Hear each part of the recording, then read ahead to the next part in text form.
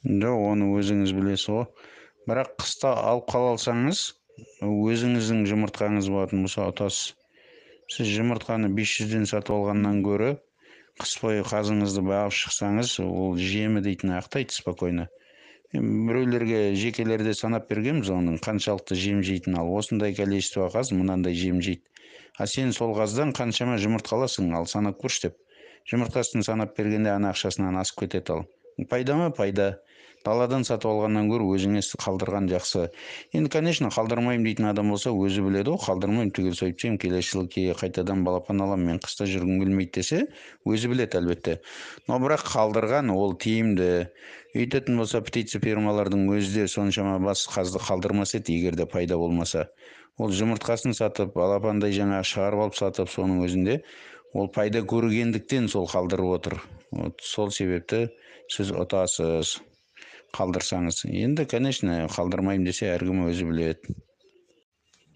Саидбек, дұрыс айтып жатсың ғалым. Негізі мына жалпы айналысқың келіп жүрсе, жұмыртқа сатып алған ұтасың.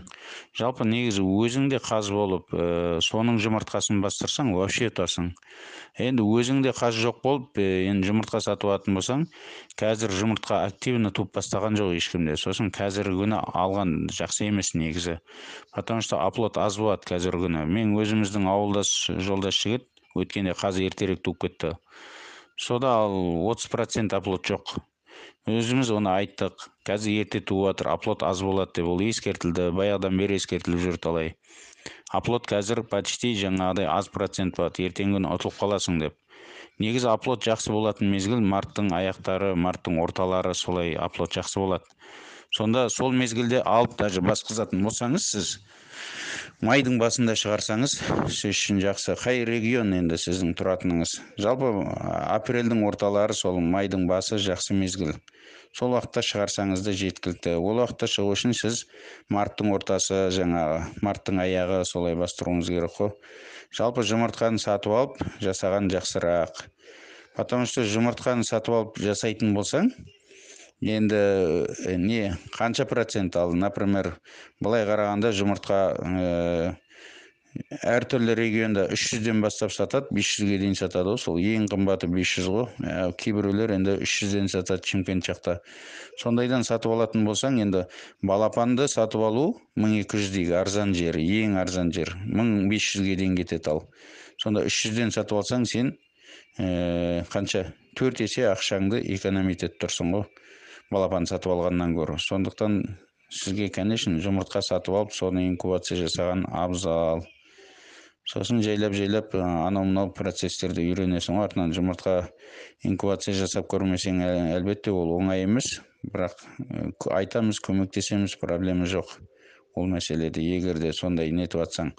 Сосын 500 жұмыртқаны сыйғызатында инкубатор болу үшін сізде тауықтықмен жоқ дегенде 1100-дей жұмыртқа кететіндей сондай инкубатор болу керек. 1200-дей, например. Соның ішіне 500-дей кетеді қаздықмен. Сондықтан сондай нәрсе ол оңай нәрсе емес, ол үшін сондай инкубатор керек. Сосын 500 жұмыртқаны алатын хозяйство болу үшін сізде дейтін енді жалпы үлкен хозяйстводан алған жақсы. Потому что 500 жұмыртқаны енді 10 күнде жинап шығару үшін қазір есебін берейік енді. 10 күн жинайтын болсаң, например, 500-ді 10-ға бөлгенде 50. 50-ді 50. 100 қаз. 100 қаз болатын болса 50 болады, 50-ді 10 күн. 100 ұрғашы қазы бар адамнан алуыңыз керек қой. 100 ұрғашы қазы болу керек оның. Әйтпеген жағдайда ол 500 жұмыртқа тауып беру мүмкін, бірақ 10 күннен жоғары жинат деген сөзде. Негізі инкубационный жұмыртқа енді жалпы енді жақсы результат алу үшін 10 күндік жиналған жұмыртқа болса жақсырақ. Одан көп жиналған болса да болады, бірақ ол үшін инкубационный жұмыртқаның түгел несін сақтау керек олар. Жаңағы сақтау температураларын қалай айналдырып тұру керек, анау-мынау жаңағы влажность сондай нәрселерін сақтайтын болсаң, онда кішкене жұмыртқаны көп сақтау болады. Әйтпеген жағдайда жұмыртқаның качествосы кете береді. Сол себептен сен көп қазы бар хозяйстволардан алуың керек. Например, 10 шақты ұрғашы бар или 20 шақты ұрғашы барды алатын болсаң, ол дейтін, значит, 10 күн емес, ол бәлен күн жинады деген сөз. Бірақ өтірік айта беруі мүмкін. Адамдар бір болады ғой, ұяты жоқ адамдар. Мен 10 күн жинадым деп қойып айта беруі мүмкін. Сондықтан хозяйствосын көруің керек сен. Что ода 100 аналық бар ма, действительно, әлде одан да көп аналық бар ма? Сондай болса, 10 күн жинадым десе, сенуге болады. Жалпы бірақ олардың да өздері өтірік айта береді. Птица фабрикаларда, например, оларда мыңдаған жұмыртқалар бар да, өткізе алмай жатырады да, олар бұрынғы жұмыртқаларын өтіріктен новый жұмыртқа деп айтып тыға береді. Ондайлар бар. Сондықтан жалпы негізі Құдайдан қорқатын адам болу керек қой, кім болғанда да өтірік айтпайтындай. 10 күндік пе 10 күндік, или, например, асты ма асты деп айтатындай кішкене. Енді жалпы 15 күнге дейін, 20 күнге дейін де болады, бірақ температурный режим сақтау керек ол үшін. Енді хотя бы сақталмағанның өзінде де ол жұмыртқа аз тұрған болу керек. Көп хозяйствосы бар жігіттер бар ғой негізі, олар артынан шығады. Кештеу жұмыртқа активный туа бастайды, от сол кездерде шығады.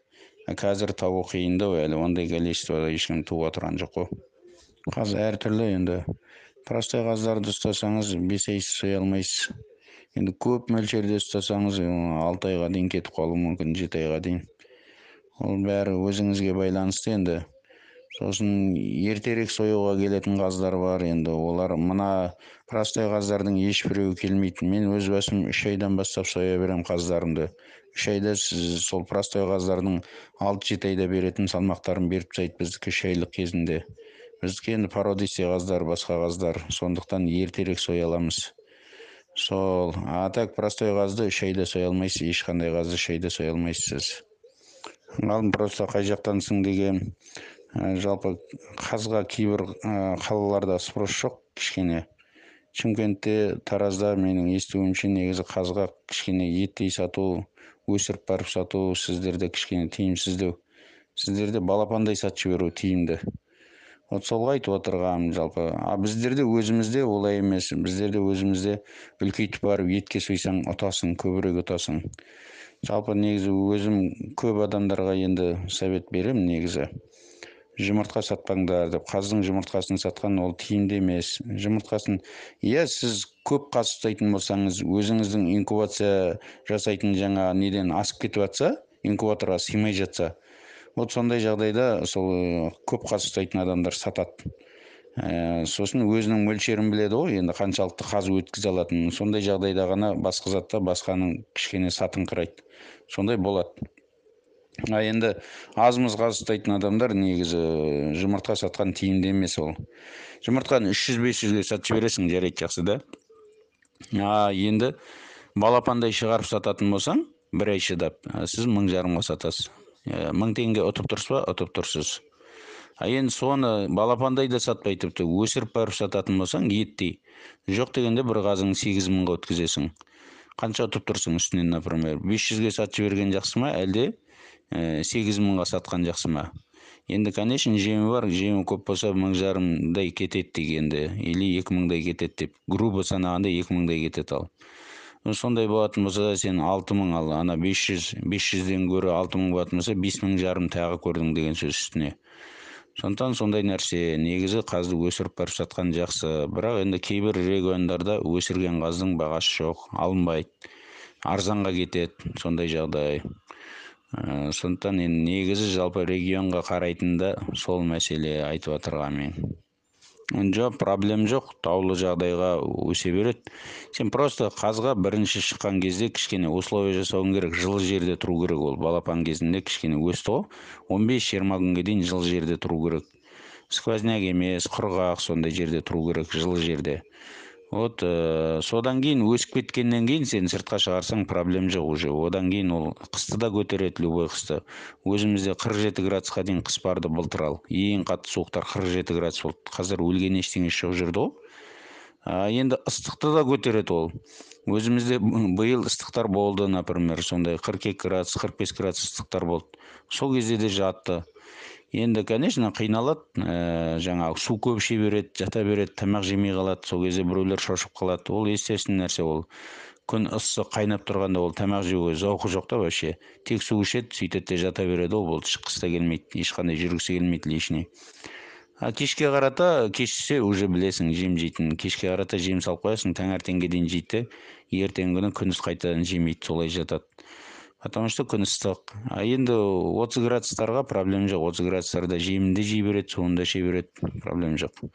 Қысты көтере береді. Сондай нәрсе. Жоқ, ғалым, қаз дейтін ең вообще не порода. Сондай неприхотливый деме, қалай. Құттай бір кішкентай кезінде условия жасап жеш, болды. Содан кейін ол дейтін иммунитеті мықты, ондай не емес, аурушаң емес. Бір өзің инфекция бар жерден алып келіп бір қырып алмасаң, былай так нормально негізі. Сондықтан жалпы енді қаз жақсы құс, ол индюкте емес. Индюкті енді жамандамаймыз, өзіміз ұстап көрген жоқпыз ондай. Ұстадық бір жылдай просто. Еті ұнамай қалды, сосын тастап кеттік өзіміз. А так енді қазбен 9 жылдай болды ғой, айналысып отырамыз ғой. Иммунитеті мықты құс қаз дейтін ондай. Үйрек те, индоутка да мықты, сондай. Анау мынау енді өлтіру қиын олар деген сияқты ғой, сондай. Мықты олар. Ол жағынан проблема жоқ. Енді біздікі енді қалмагөр қаздар ғой, басқа порода енді сол ірі қаздар. Енді ана жібердік қой сол YouTube канал, соның ішіне кірсеңіз, біздің қаздарды көресіз өзіңіз. Соның ішіне кіріп, ашып, жаңағыдай нетіп көріңізші, жаңа YouTube каналдың ссылкасын жібердік қой, соған кіріңіз, ашыңыз, соның ішінен көресіз қаздардың қандай қаздар екенін, ірі қаздар екенін. Вот ғалым, сол породистый қаздарды простой қазбен шатыстырсаңыз, ұрғашыларды, еркектерді ірі болып шығады. Ана жерде 50-ка дейді, оларда 50% қалмагөр, 50% простой қаз. Ұрғашыларының өздері 9 килограмм тартып жатыр. А простой қаздың ешбір ұрғашы ешқашанда 9 килограмм тартпайды. Даже еркектер ала алмайды ондай салмақты. Ұрғашыларының өзі 9 килоға барып жатыр, ойлай бер. Еркектер, простой қаздардың еркектері сол 7 килоға барса ол жақсы ғой, 7 кило жарымға барса кейбір қаздар оған да бара алмайды. Ғаділбек, сен жаңа басқа группада сұрақ қойған жоқсың ба? Линда қаз деп осындай сияқты бір жігіт сұрақ қойды, сол емессің бе деген ғой. Енді жалпы негізі қаз өзі ертерек туған болса, енді линда қаздар болса 50 шақты жұмыртқа ғой, енді 40 туды десеңіз, туғанына где-то 2 ай болған болса, онда ол уже дейтін шындық керек, жұмыртқаға жатайын деп жатырған деген сөз. 2 айдай туып жаса уже. Егер де сондай болып жатса, ол соңғы жұмыртқасын өзің бермей төбелеседі, сіз алып жатсаңыз, ол жұмыртқа басқысы келіп жатырған шығар. Обычно баспайтын деп просто өзінің аналық бір несі болады, жатып алатын. Жұмыртқа туады да, жарты сағат, 1 сағаттай жатады өздері. Сол уақытта сіз кіріп барсаңыз, бірақ ол қашып кетеді тұрып. Знаешь, ол жұмыртқада жатырған жоқ, просто жаңағы өзінің материнский несін жасап жатыр ғой. Солар тастап кетеді. А енді қашпайтын болса, ол басқысы келіп жатыр деген сөз. Анау мойнын күржитеді, жаңағы нелерін көтереді, қанаттарын түгелдей ысылдайды, адамның қолын шұқылайды. Сондай болса, ол бергісі келіп жатырған жоқ, басқысы келіп жатыр деген сөз. Енді ондай қазды жұмыртқасын беріп басқызу керек қой, өзі басқысы келіп жатса, егерде. Ол ерте болсын, ерте болмасын, бәрі енді өзі басам деп жатса, қораң іші жылы болса, басқызуға болады. Қора салқын болса, енді бір алла біледі. Енді негізі өзінің астындағы жұмыртқа жылы жататындай болу керек, асты жылы болатындай болу керек қой. Астынан салқын ұрып тұрса, өзінің температурасын ете алмай жатса, енді қиындау шығар, шөпті қалыңдату керек ондай жағдайда. В общем, бүкіл условия жасау керек қой негізі. Солай. Енді нағыз нетем десеңіз, басқызбайым десеңіз, шығар жіберуге болады. Ұядан шығар жіберші, ұяға кіргізбейші, сыртта жүреді. Өзі былай да былай гулейді, содан кейін артынан қайтадан туып кетуі мүмкін. Сондықтан сондай нәрсе. Енді туып болып жатқысы келіп отырған болса, негізі мешет жасамаған жақсы ғой. Егер де жұмыртқа жатқанын білгіңіз келсе, астына бір жұмыртқасын тастаңыз, өзі жататын болса, ол жатады. Содан кейін 1-2 күн кіріп шығып сөйтіп жүреді, қайта. 1 сағат жатады, 2 сағат жатады, или жарты күн жатады, шығып кетеді. Сосын қайтадан жүреді, қайтып келіп қайтып жатады.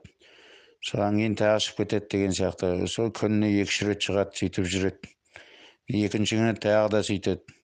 Сосын 3-ші күні жатады. Или 3-ші күні сөйтіп барып 4-ші күні жатуы мүмкін. В общем, жататын болса, мамығын жылады өзінің. Конкретно жұмыртқаға өзі жатайын деп отырған болса, өзінің төсін жыла бастайды ол. Содан білесің де, егер де мамығы жатса, ол жатам деген сөз уже. мамаға жатпаса ол әлі жататын емес онда. Содан айыруға болады жалпы.